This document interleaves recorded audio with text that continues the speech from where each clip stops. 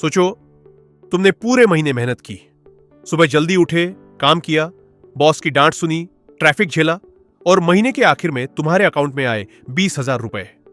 लेकिन असली सवाल यह है, क्या अगले साल भी उन 20,000 रुपए की वैल्यू उतनी ही रहेगी, या फिर चुपचाप इनविजिबल तरीके से तुम्हारे पैसे की ताकत कम होती जाएगी? यही सवाल पूरी दुनिया से पूछती है यह किताब, दी बिटकॉइन स्टैंडर्ड। और बिलीव करो, यह सिर्फ बिटकॉइन की किताब नहीं है, यह किताब तुम्हारे पैसे, तुम्हारी मेहनत और पूरे फाइनेंशियल सिस्टम की सच्चाई खोलती है। किताब शुरू होती है एक बहुत सिंपल चीज से, मनी। पैसा आखिर है क्या? आज हम सोचते हैं पैसा मतलब note, bank balance, UPI, ATM, phone पे, गूगल पे। लेकिन हजारों साल पहले ऐसा कुछ नहीं था। तब लोग बार्टर सिस्टम इस्तेमाल करते थे। मतलब, मेरे पास गेहूं है, तुम्हारे पास दूध है, चलो एक्सचेंज कर लेते हैं। सुनने में कूल लगता है, लेकिन प्रैक्टिकल लाइफ में यह सिस्टम उतना ही इरिटेटिंग था जितना आज किसी दोस्त को 500 रुपए उधार देना और उसका रिप्लाई आना, भाई अगले मंडे पक्का। प्रॉब्लम यह थी कि हर किसी को हर चीज नहीं चाहिए होती। अगर तुम्हारे पास गाय है और तुम्हें जूते चाहिए, तो जरूरी नहीं जूते वाला गाय लेना चाहे।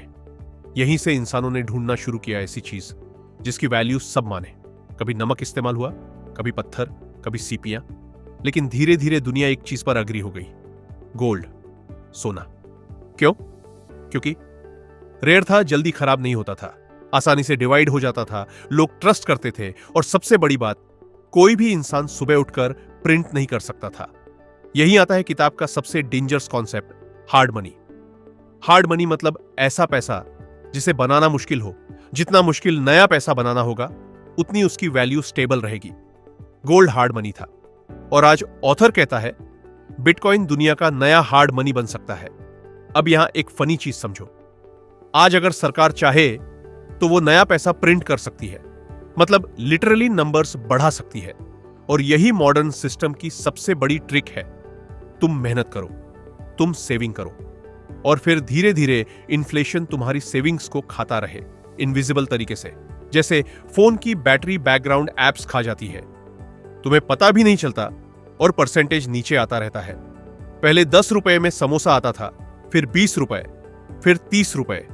अब कुछ जगहों पर समोसा लग्जरी आइटम बनने की तैयारी में है, और लोग बोलते हैं महंगाई बढ़ गई। लेकिन किताब कहती है असल इन्फ्लेशन कीमत बढ़ना नहीं है, असल इन्फ्लेशन है मनी सप्लाई बढ़ना। मतलब मार्केट में जरूरत से ज्यादा नया पैसा डाल देना। जब ज्यादा पैसा मार्केट में आएगा तो नेचुरली हर चीज एक्सपेंसिव लगेगी। अब इमेजिन करो, एक विलेज में सिर्फ 10 सोने के सिक्के हैं और टोटल 10 लोग हैं, सब बैलेंस्ड है। लेकिन अचानक राजा बोलता है चलो और 100 सिक्के बना देते हैं। अब क्या होगा? क्या गांव अमीर हो जाएगा? नहीं, बस चीजों की कीमत बढ़ जाएगी, क्योंकि एक्चुअल चीजें उतनी ही हैं, लेकिन पैसा ज्यादा हो गया। यही आज पूरी दुनिया में हो रहा है, और ऑथर इसी चीज से सबसे ज्यादा परेशान है। किताब धीरे धीरे मॉडर्न बैंकिंग सिस्टम की पोल खोलती है। पहले करेंसीज गोल्ड से बैक्ड थी, मतलब थ्योरेटिकली अगर तुम्हारे पास नोट है तो उसके पीछे रियल गोल्ड रिजर्व में रखा हुआ है। लेकिन गवर्नमेंट्स को एक प्रॉब्लम थी, गोल्ड लिमिटेड था, और अनलिमिटेड खर्च करने के लिए अनलिमिटेड पैसा चाहिए था। फिर आया 1971, एक historical moment. Nixon shock America ने ऑफिशियली डॉलर को गोल्ड से अलग कर दिया। मतलब अब डॉलर सिर्फ ट्रस्ट पर चलने लगा। बस सिस्टम कहता है ट्रस्ट मी ब्रो, और पूरी दुनिया मान गई। यहीं से शुरू हुआ massive money printing, debt economy, inflation culture. अब फनी पार्ट सुनो, जब भी इकोनॉमी खराब होती है, सरकार क्या करती है? और पैसा प्रिंट। मतलब प्रॉब्लम का सॉल्यूशन भी वही चीज जिसने प्रॉब्लम बनाई। ये ऐसा है जैसे भाई मोटापा बढ़ गया, सॉल्यूशन चलो और पिज्जा खा लेते हैं। अब किताब धीरे धीरे बिटकॉइन इंट्रोड्यूस करती है। बिटकॉइन 2009 में आया। क्रिएटर सटोशी नकामोटो। आज तक किसी को नहीं पता वो कौन है। कुछ लोग कहते हैं जीनियस, कुछ कहते हैं ग्रुप था, कुछ कहते हैं गवर्नमेंट एक्सपेरिमेंट, और कुछ लोग तो आज भी सोचते हैं ये सब एलियंस का काम है। लेकिन इंपॉर्टेंट चीज क्रिएटर नहीं, आइडिया है। बिटकॉइन पहली बार दुनिया में ऐसा डिजिटल मनी बना जिसे कोई कंट्रोल नहीं करता, ना बैंक, ना गवर्नमेंट, ना कंपनी। इमेजिन करो, एक ऐसा सिस्टम जहां ट्रांजैक्शन करने के लिए तुम्हें बैंक की परमिशन नहीं चाहिए, कोई अकाउंट फ्रीज नहीं कर सकता, कोई एक्स्ट्रा बिटकॉइन प्रिंट नहीं कर सकता, और सबसे बड़ी बात, इसकी टोटल सप्लाई फिक्स्ड है। बस इतने ही बिटकॉइन कभी बनेंगे, ना एक ज्यादा। अब सोचो, आज गवर्नमेंट्स अनलिमिटेड पैसा प्रिंट कर सकती है, लेकिन बिटकॉइन में रूल फिक्स्ड है।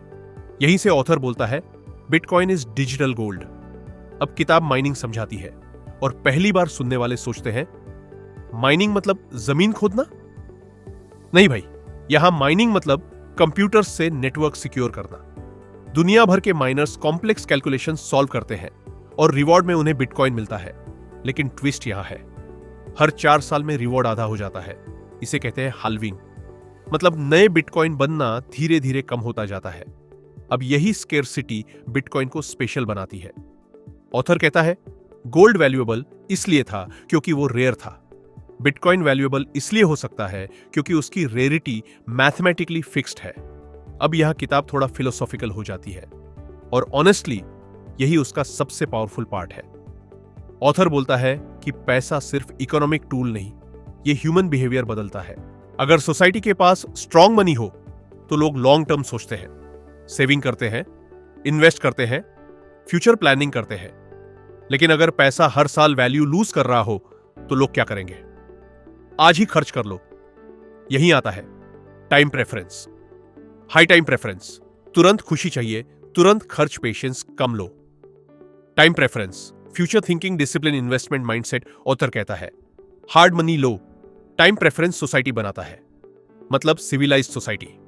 अब इमेजिन करो 2 लोग, पहला सैलरी आते ही आईफोन ईएमआई, दूसरा सेविंग्स प्लस इन्वेस्टमेंट। 10 साल बाद डिफरेंस ह्यूज होगा। और ऑथर कहता है मॉडर्न फिएट सिस्टम लोगों को शॉर्ट टर्म एडिक्ट बना रहा है। आज सोशल मीडिया भी वही कर रहा है। Short dopamine, instant entertainment, instant delivery, instant loans.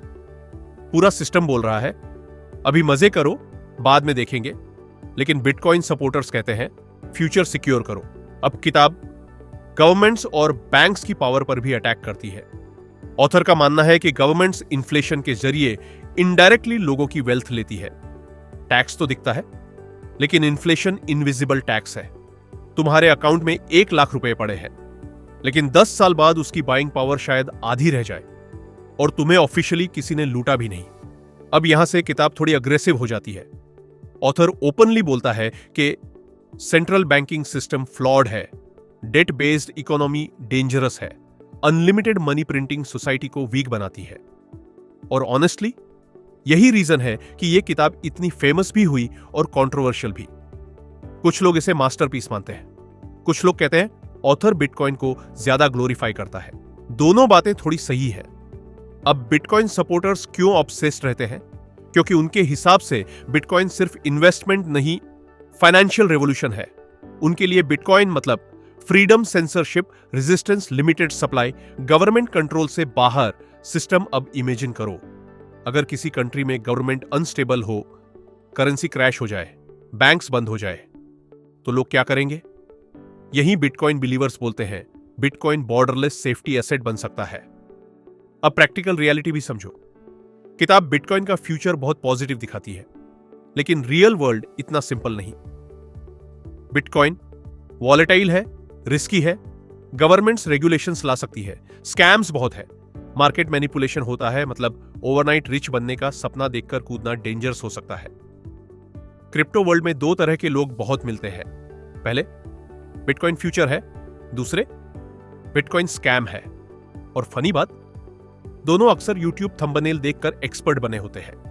असल ट्रूथ बीच में है। टेक्नोलॉजी पावरफुल है, लेकिन रिस्क भी रियल है। अब किताब का इमोशनल एंगल समझो। ऑथर रिपीटेडली यह पॉइंट करता है कि जब पैसा स्ट्रांग होता है तो कल्चर भी स्ट्रांग बनता है।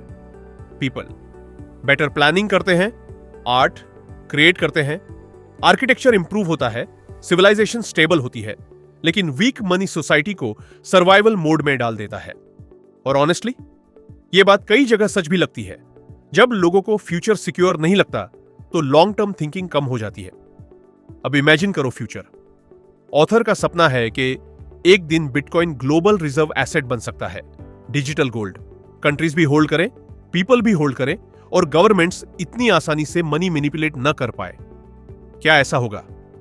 Nobody knows.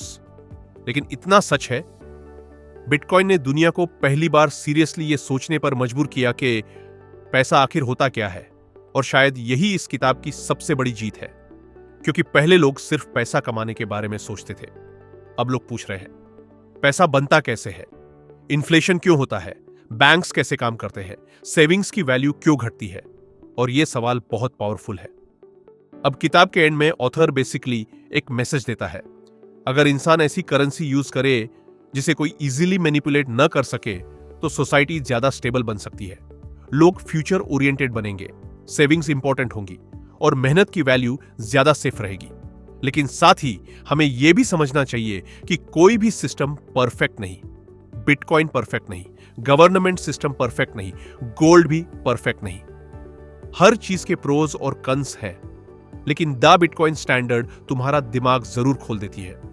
यह किताब तुम्हें सिर्फ क्रिप्टो नहीं सिखाती, यह तुम्हें मनी साइकोलॉजी सिखाती है। और शायद यही रीजन है कि इतने लोग इसे लाइफ चेंजिंग कहते हैं, क्योंकि किताब खत्म होने के बाद तुम सिर्फ बिटकॉइन को अलग नजर से नहीं देखते, तुम पूरे फाइनेंशियल सिस्टम को अलग नजर से देखने लगते हो। और शायद पहली बार रियलाइज करते हो कि असली वेल्थ सिर्फ ज्यादा पैसा कमाना नहीं, बल्कि अपनी मेहनत की वैल्यू में को फ्यूचर तक सुरक्षित रखना है। तो दोस्तों, आपको बुक की सारी बातें समझ आ गई होगी। तो आप एक अनपढ़ इन्वेस्टर मत बनिए, एक एजुकेटेड और स्किल बेस्ड इन्वेस्टर बनिए। तो आपको वीडियो कैसे लगी कमेंट में बताइए और नेक्स्ट वीडियो के लिए सब्सक्राइब करें।